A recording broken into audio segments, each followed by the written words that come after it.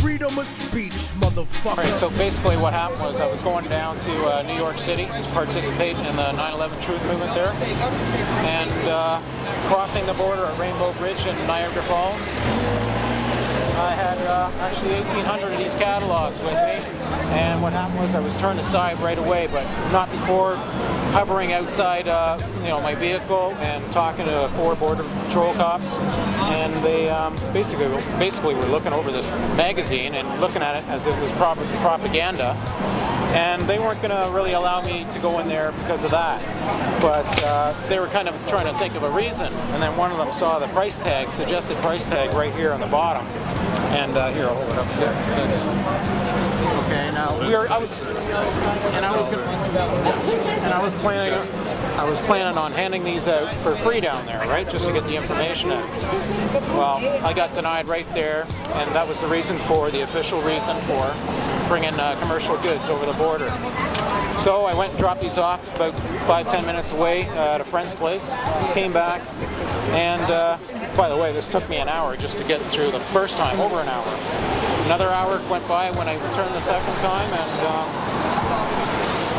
they just started asking me questions once they finally got me in there, took my wallet out, went through every piece of paper in there. It was, borderline interrogation. And they basically said told me to wait another hour while they discussed it, tried to figure out a way for me a reason for me not to go in there.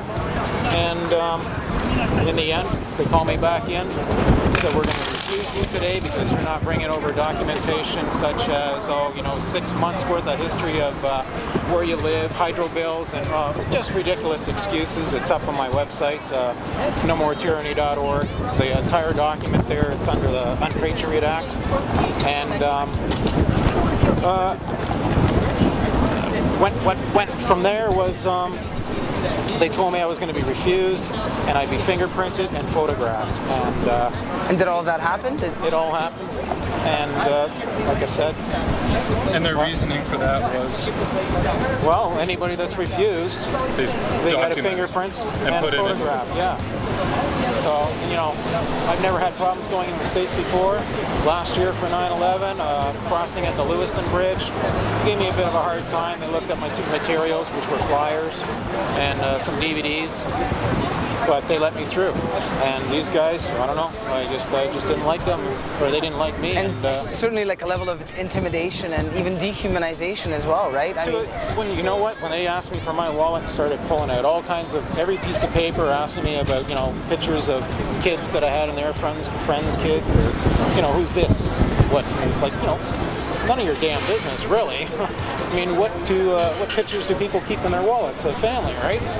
It's just so many little questions, and it felt like an interrogation. Total police state. To me, pretty much, and I'm sure it's going to get much worse. Now I can't go down there without providing 6 months worth of documentation, CRA, tax files, and all that. I mean, I don't even pay taxes because I don't have to. I'm a human being. And a sovereign man. Taxed. Yep. So, but goes on and on from there. Do you think they asked you to bring that 6 months worth of documentation knowing that you probably... Oh, absolutely. Right. I told them right there and then when they started telling me all this ain't the reason why I was being refused. And what happened? Well, they basically told me to go and protest in your own country. And I wasn't going down there to protest. I was going down there to join the 9/11 Truth Movement. And that's what you get. Right? Can't allow that. Not in the good old USA.